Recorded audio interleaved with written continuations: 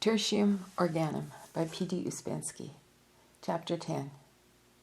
Now, from the basis of those conclusions already made, let us seek to define how we may discover the real four-dimensional world obscured from us by the illusory three-dimensional world. See, it may be by two methods, either by sensing it directly, by developing the space sense and other higher faculties, which will be discussed later, or by understanding it mentally, by a perception of its possible properties through the exercise of the reason. By abstract reasoning, we have already come to the conclusion that the fourth dimension of space must lie in time, i.e., that time is the fourth dimension of space. We have already discovered psychological proofs of this thesis, comparing the receptivity of the world by living beings of different grades of consciousness, snail, dog, and man. We have seen how different for them are the properties of one and the same world, namely those properties which are expressed for us in the concepts of time and space. We have seen that time and space are sensed by each in a different manner, that what for the lower being, the snail, is time, for the being standing 1 degree higher, the dog, becomes space, and that the time of this being becomes space to a being standing still higher, man. This is a confirmation of the supposition previously expressed, that our idea of time is complex in its nature, and that in it are properly included two ideas, that of a certain space and that of motion upon this space, or, to put the matter more exactly, the contact with a certain space of which we are not clearly conscious calls forth in us the sensation of motion upon that space, and all this taken together, i.e., the unclear consciousness of a certain space and the sensation of motion upon that space, we call time. This last confirms the conception that the idea of time has not arisen from the observation of motion existing in nature, but that the very sensation and idea of motion has arisen from a time sense existing in ourselves, which is an imperfect sense of space, the fringe or limit of our space sense. The snail feels the line as space, i.e., something constant. It feels the rest of the world as time, i.e., something eternally moving. The horse feels the plain as space. It feels the rest of the world as time. We feel an infinite sphere as space. The rest of the world, that which was yesterday, that which will be tomorrow, we feel as time. In other words, every being feels as space that which is grasped by his space sense. The rest he refers to as time. Or is it possible to formulate the matter thus? Every being feels as space that which, by the aid of his space sense, he is able to represent to himself in form, outside of himself, and that which he is not able to represent, he feels as time, eternally moving, impermanent, so unstable that it's impossible to imagine in terms of form. The infinite sphere by which we represent the universe to ourselves is constantly and continuously changing. In every consecutive moment, it is not that which it was before. A constant change of pictures, images, relations is going on therein. It is for us as if it were the screen of a cinematograph upon which the swiftly running images of pictures appear and then disappear. But where are the pictures themselves? Where is the light throwing the image upon the screen? Whence do the pictures come, and whither do they go?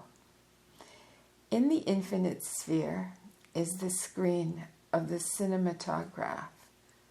So our consciousness is the light, penetrating through our psyche, i.e., through the stores of our impressions. It throws upon the screen their images, which we call life. But where do the impressions come from to us? From the same screen. And herein dwells the most incomprehensible mystery of life as we see it. We are creating it, and we are receiving everything from it. Imagine a man sitting in the ordinary moving picture theater. Imagine that he knows nothing of the construction of the cinematograph.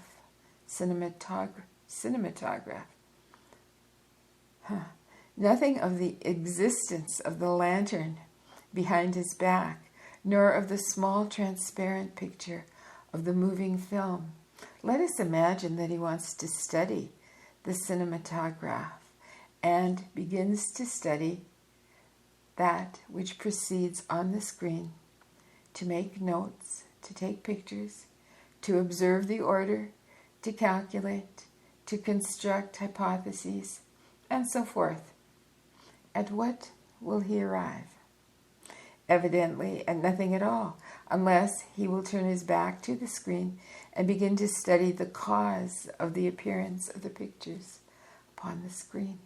The cause is confined in the lantern, i.e., in consciousness, and in the moving films of pictures, in the psyche.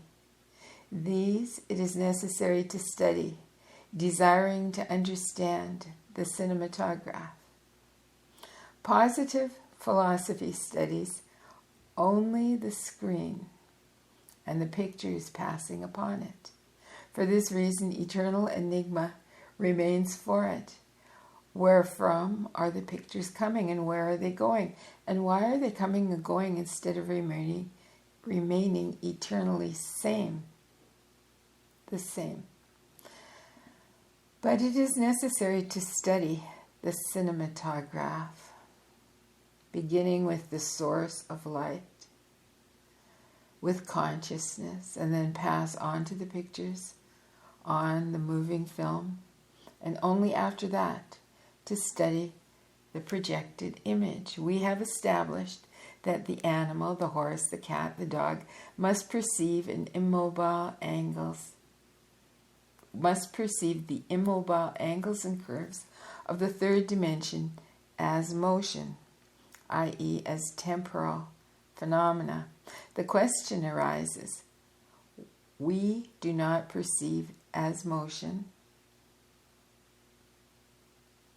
No. The question arises, do not we perceive as motion, as temporal phenomena, the immobile angles and curves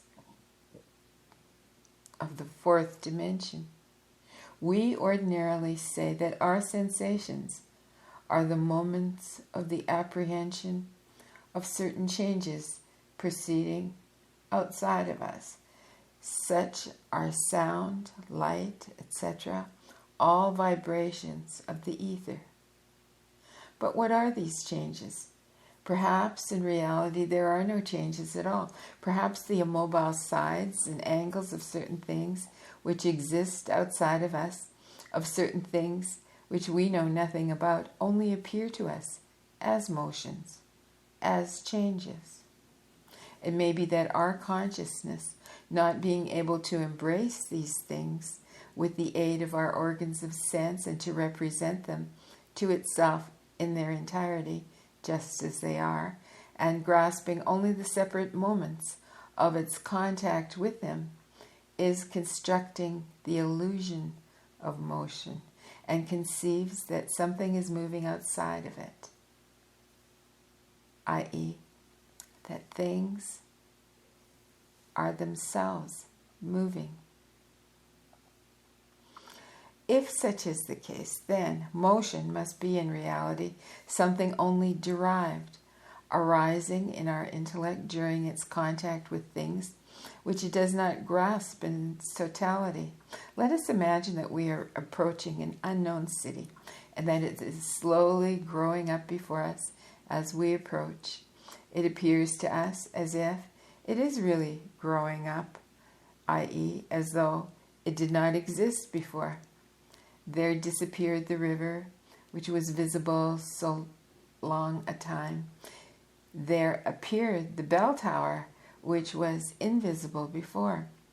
Such exactly is our relation to time, which is a continual coming, arising, as it were, from nothing and going into naught.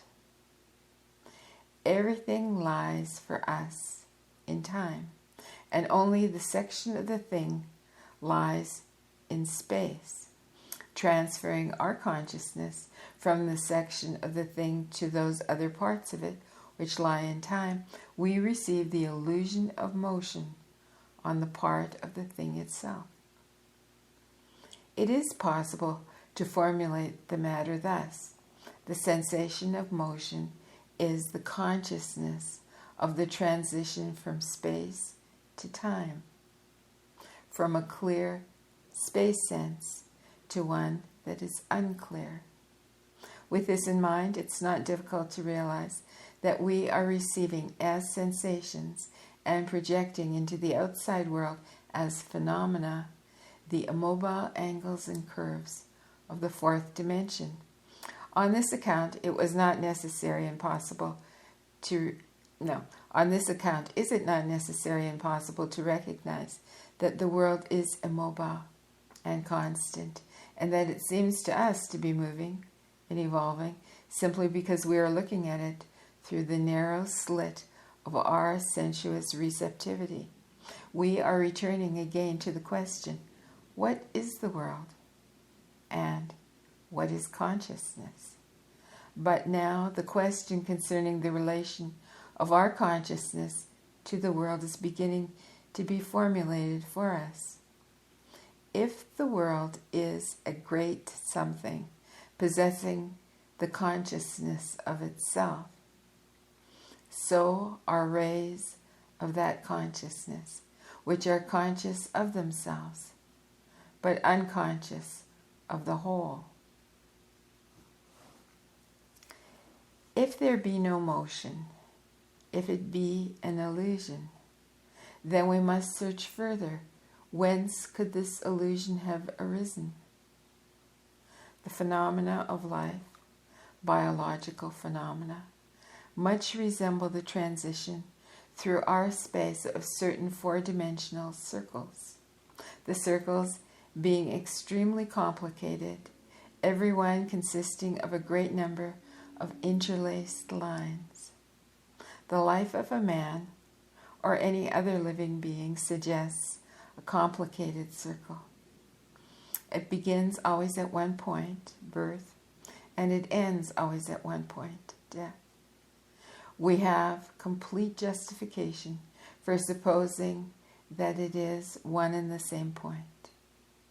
The circles are large and small, but they begin and end similarly, and they end at the same point where they began, at the point of non-existence, from the physico-biological standpoint, or of some existence other than the psychological one. What is the biological phenomenon, the phenomenon of life? Our science does not answer this question. This is the enigma. In the living organism, in the living cell, in the living protoplasm, there is something indefinable, differentiating living material from dead material. We recognize this something only by its functions. The chief of these functions is the power of self-reproduction, absent in the dead organism, the dead cell, dead matter. The living organism multiplies indefinitely. No, infinitely. Sorry. Let me start that sentence again. The living organism multiplies infinitely, incorporating and assimilating dead matter into itself. This ability to reproduce itself and to absorb dead matters with the mechanical laws is the inexplicable function of life, showing that life is not simply a complex of mechanical forces as the positivist philosophy attempts to prove. This thesis that life is not a complex of mechanical forces is corroborated also by the incommensurability of the phenomena of mechanical motion with the phenomena of life. Life phenomena cannot be expressed in terms of mechanical energy, calories of heat, or units of horsepower, nor can phenomena of life be artificially created by the physico-chemical method. If we shall regard every separate life as a circle of the fourth dimension, this will make clear to us why every circle is inevitably escaping from our space. This happens because the circle inevitably ends in the same point at which it began, and the life of the separate being, beginning with birth, must end in death, which is the return point of departure. But during its transit through space, the circle puts forth from itself certain lines which, uniting with others, yield new circles. In reality, of course, all this proceeds quite otherwise. Nothing is born and nothing dies. It only so represents itself to us because we see but the sections of things. In reality, the circle of life is only the section of something, and that something undoubtedly exists before birth, i.e., before the appearance of the circle in our space, and continues to exist after death, after the disappearance of the circle from our field of vision. To our observation, the phenomena of life are similar to the phenomena of motion, as these appear to be two-dimensional being. No, as these appear to the two-dimensional being. Let me read that again. To our observation, the phenomena of life are similar to the phenomena of motion, as these appear to the two-dimensional being, and therefore it may be that this is the motion of the fourth dimension. We have seen that the two-dimensional being is bound to regard the properties of the three-dimensionality of solids as motions, and the real motions of solids going on in the higher space as the phenomena of life. In other words, that motion which remains a motion in the higher space appears to the lower being as a phenomenon of life, and that which disappears in the higher space, transforming itself into the property of an immobile solid, appears to the lower being as mechanical motion. The phenomena of life and the phenomena of motion are just as incommensurable for us as are two kinds of motion in its world for the two-dimensional being, one of these motions being real and the other illusory. Hinton says of this incommensurability that, quote, "There is something in life not included in our conception of mechanical movement. Is this something a four-dimensional movement? If we look at it from the broadest point of view, there is something striking in the fact that where life comes in, there arises an entirely different set of phenomena from those of the inorganic world." End quote. Upon this basis, it is justifiable to assume that those phenomena which we call the phenomena of life are movements in higher space. Those phenomena which we call mechanical motion become in turn the phenomena of life in a space lower relatively to ours, and in one higher, simply the properties of immobile solids. This means that if we consider three kinds of existence, the two-dimensional ours and the higher dimensional, then it will appear that the motion, which is observed by the two-dimensional being in two-dimensional space, is for us a property of immobile solids. Life, as it is apprehended in two-dimensional space, is motion as we observe it in our space.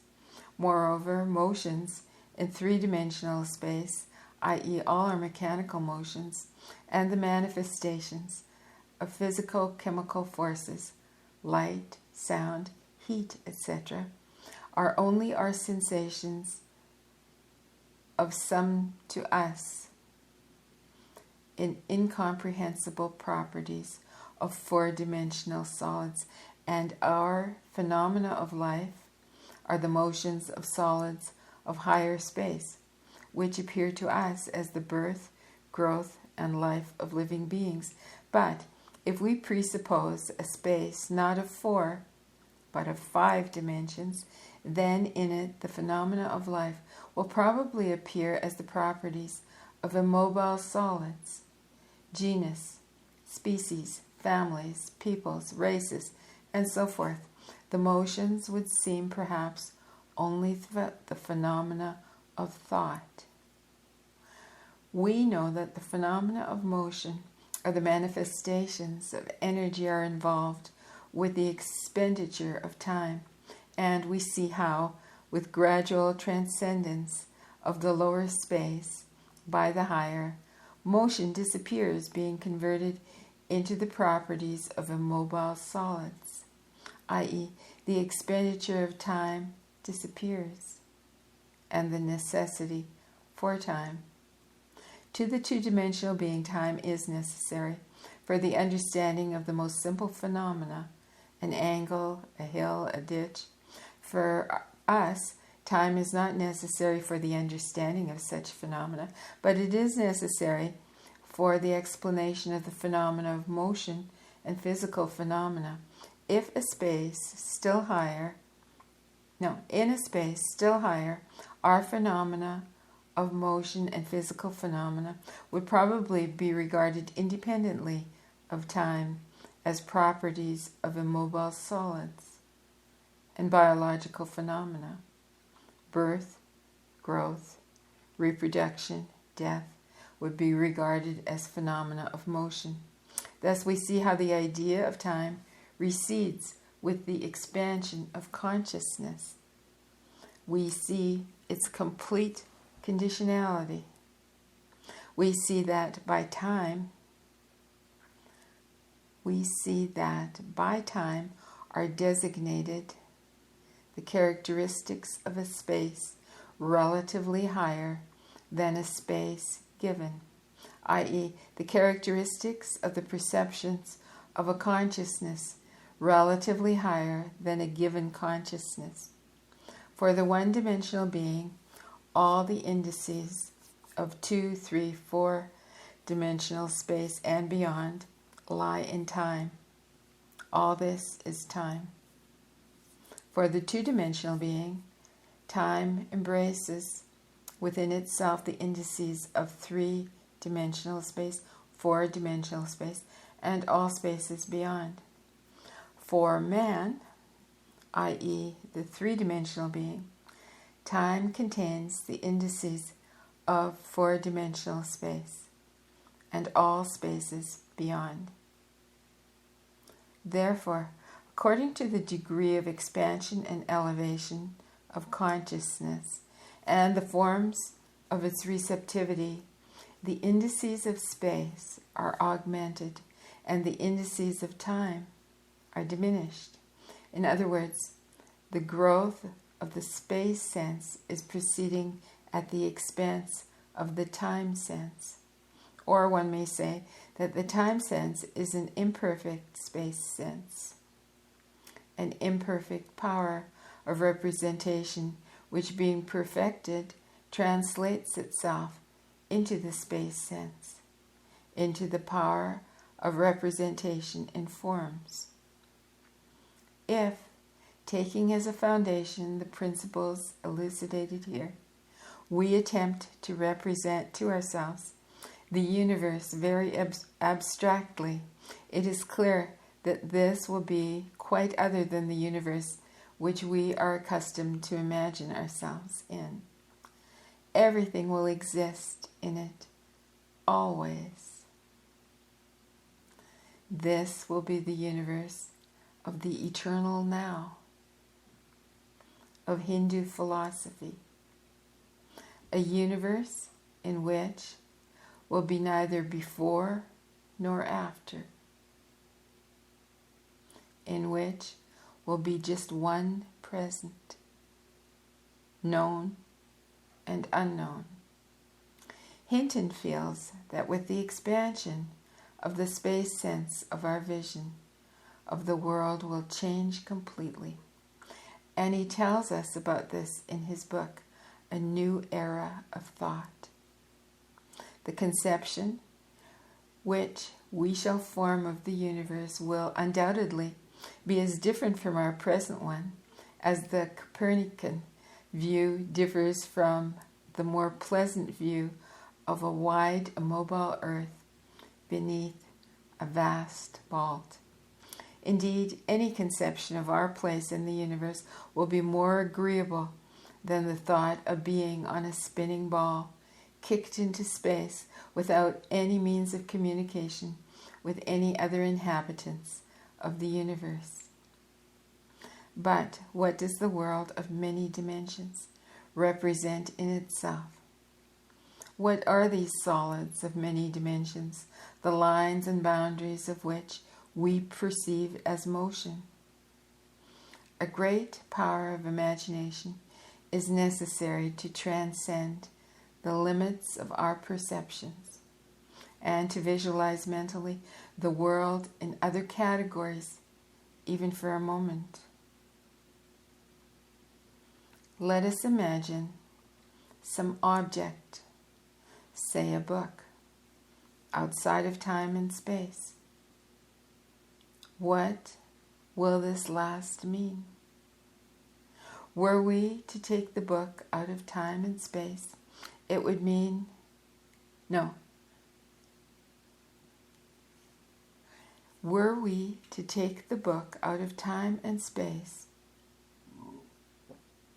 it would mean that all books which have existed, exist now, and will exist together, occupy one and the same place, and exist simultaneously, forming as it were one book, which includes within itself the properties, characteristics, and peculiarities of all books possible in the world. When we say simply a book, we have in mind something possessing the common characteristics of all books. This is a concept.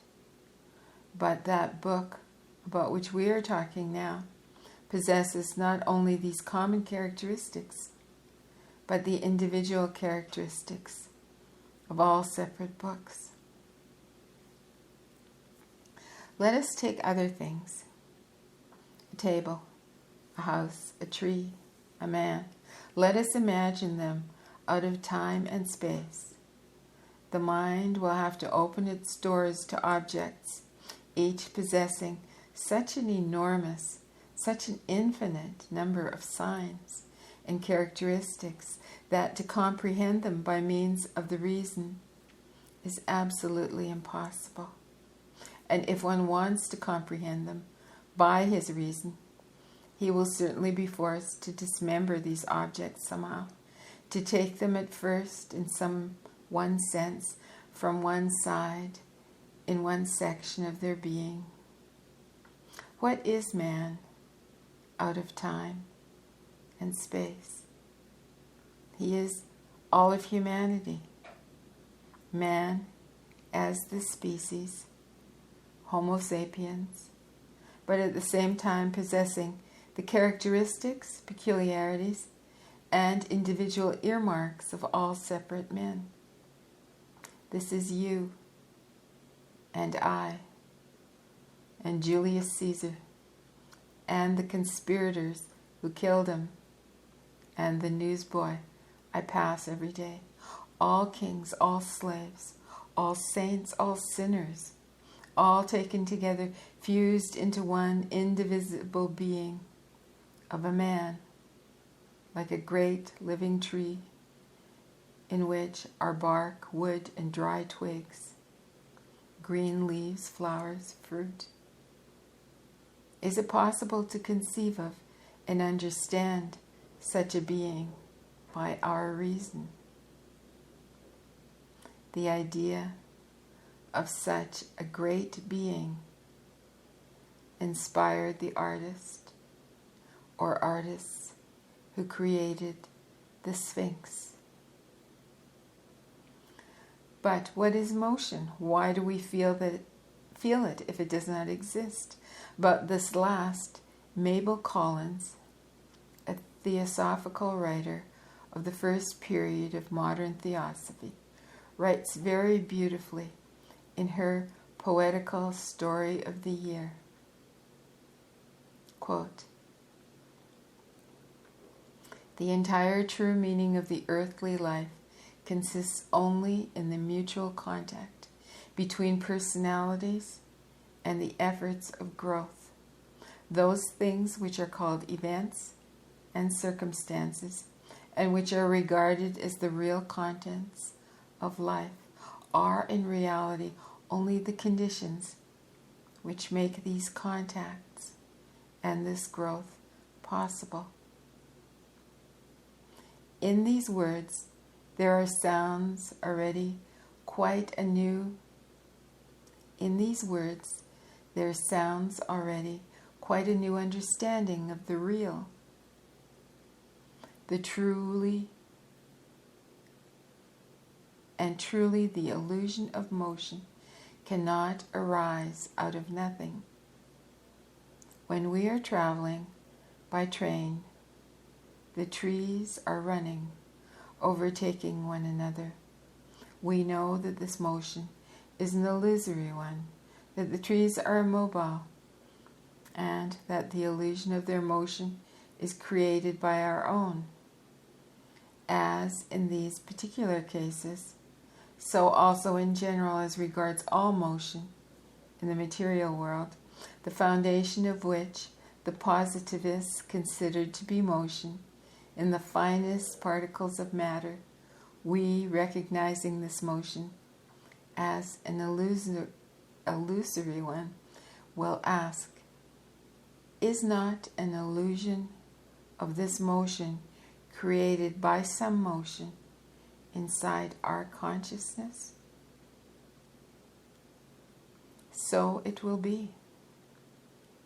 And having established this, we shall endeavor to define what kind of motion is going on inside our consciousness.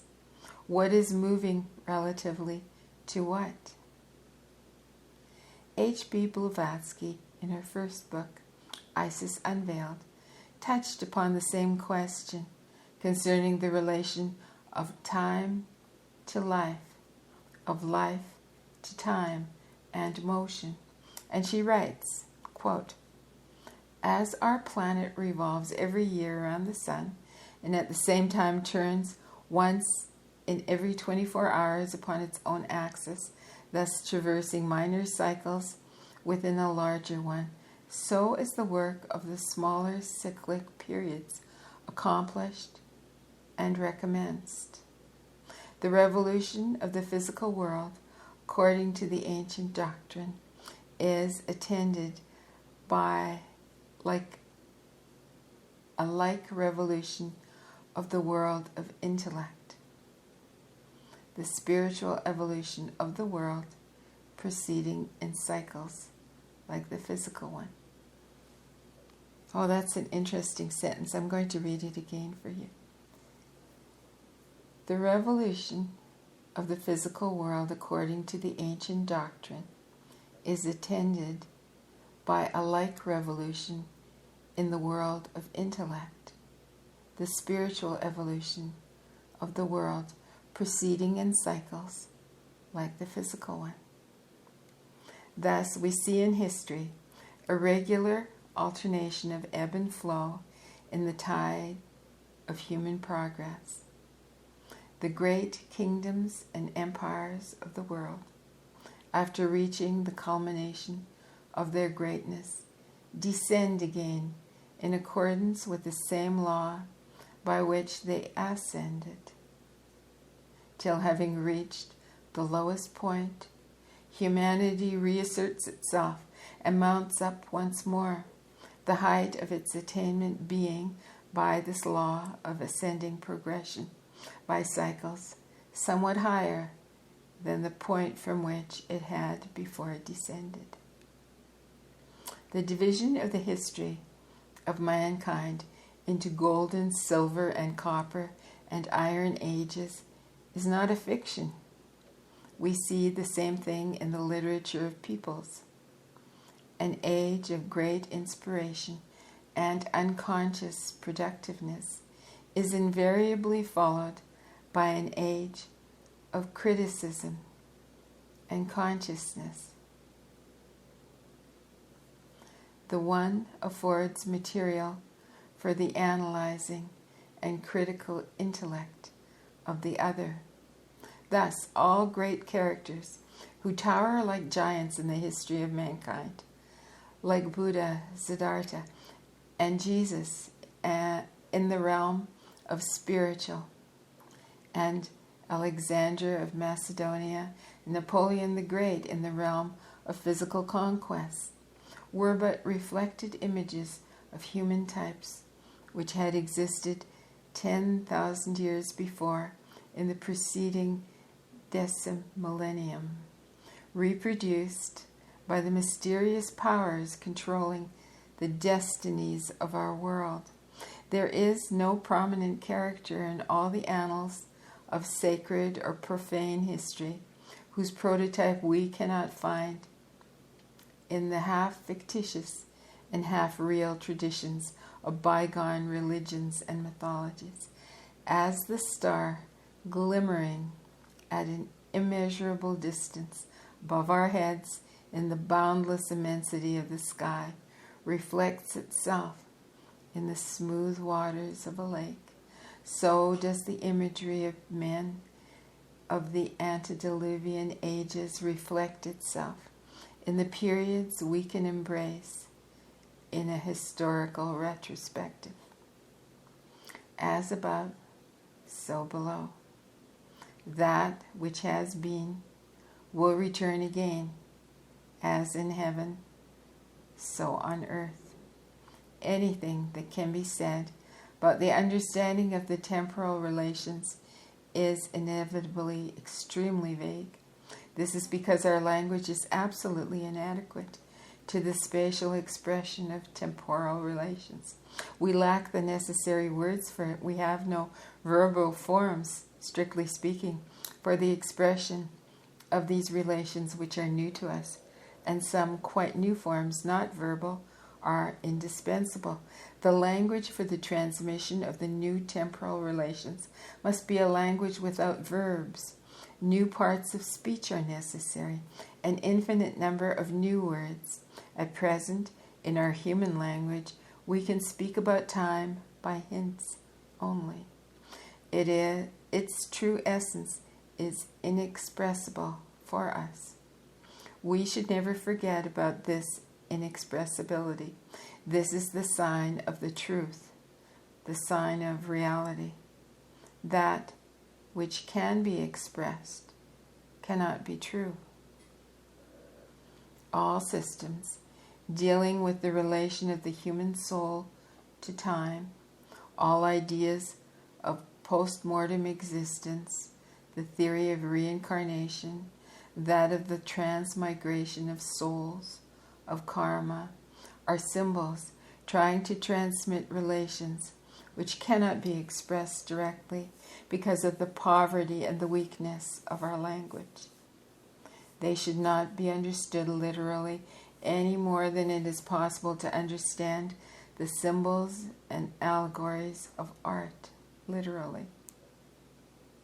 It is necessary to search for their hidden meanings, which cannot be expressed in words.